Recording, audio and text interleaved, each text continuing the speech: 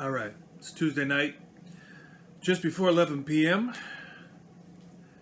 We just finished watching an episode of a show that's coming on weekly.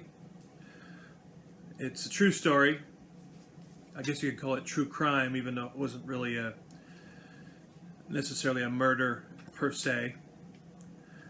But anyway, it was a pretty sad show about two young people who are mentally ill.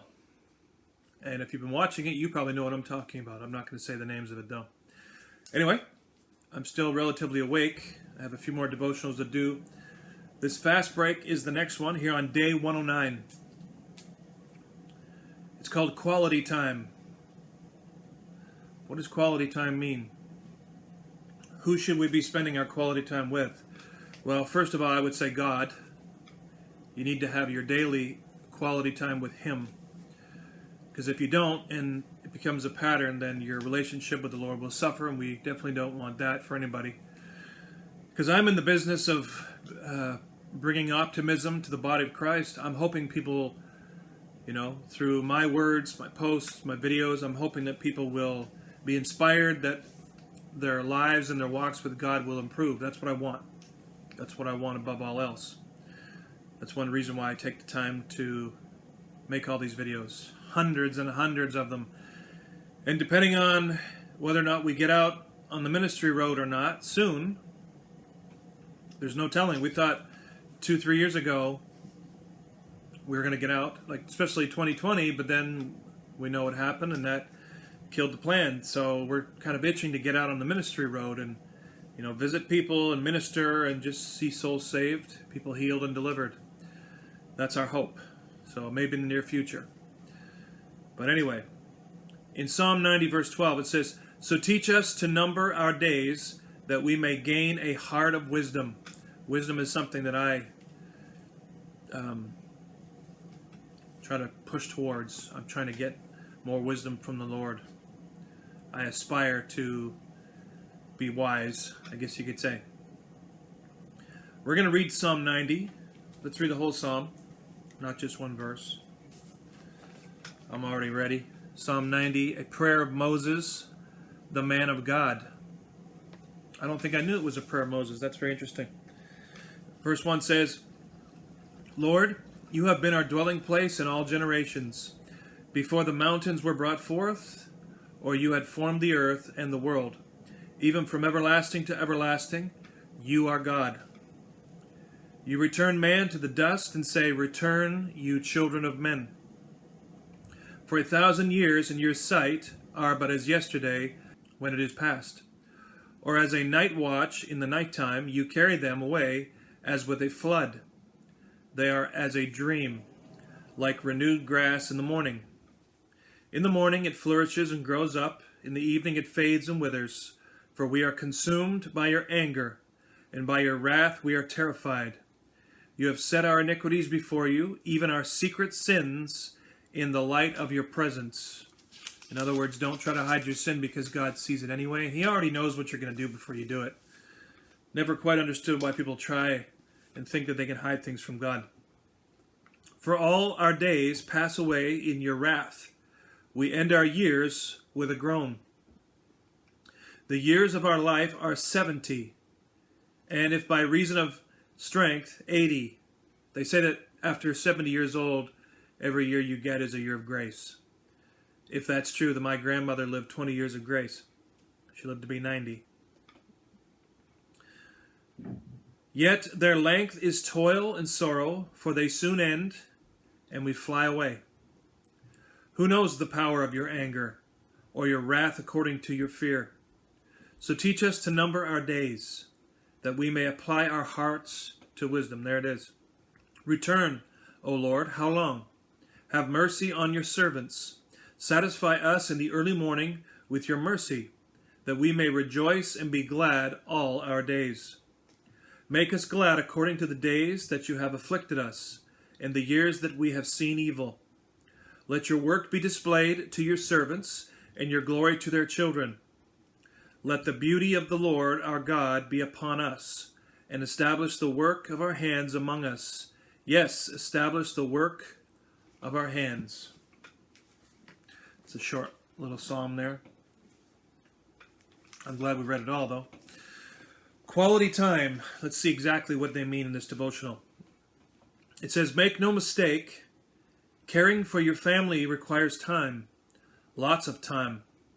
You've probably heard about quality time and quantity time. Your family needs both. So, as a responsible Christian, you should willingly invest large quantities of your time and energy in the care of nurturing of your clan. I was going to say this before we got into this devotional. I think partly what they're trying to tell us is build memories with your family. You know, like most of us, you probably don't have a lot of money. You know, you can't go on these big expensive trips like you may want to. And for us, we don't even do that anymore. We just go to the lake or just go out for a couple of days, wherever it is, just in the mountains. Just get away, make memories. Because I made a video, I think it was last year, 2 years ago now. Time's just flying too fast. But it's just about enjoying now. Enjoy your time that you have now, because one day we're going to lose it all. We might be out in the wilderness, you know, hunting and fishing and fending for our food every single day and just fighting to survive. That time is not yet, but it's coming soon. Enjoy the comfort that you have. I try to enjoy my little office down here every day. You know, I got all these books here. I got a nice love seat and a chair recliner. You know, it's simple for me, and I enjoy it. I try to enjoy life because it's not always going to be this way. And a lot of people have a lot less than what we have. I've lived in third world countries. I know what it's like. People there are living in want. Here in North America, we are very spoiled. We got a roof over our head. We got a bed to sleep in, blankets, pillows. Man, we are spoiled. But quality time. Spend quality time with your loved ones while you can, because I said it years ago, and for some of us, it's been said, and it's true. You never know when it might be your last Thanksgiving or Christmas gathering together. There might be one more empty seat around the table.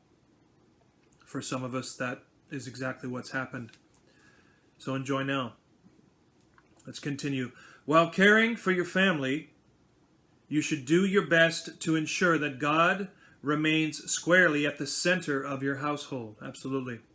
When you do, God will bless you and yours in ways that you could have scarcely imagined.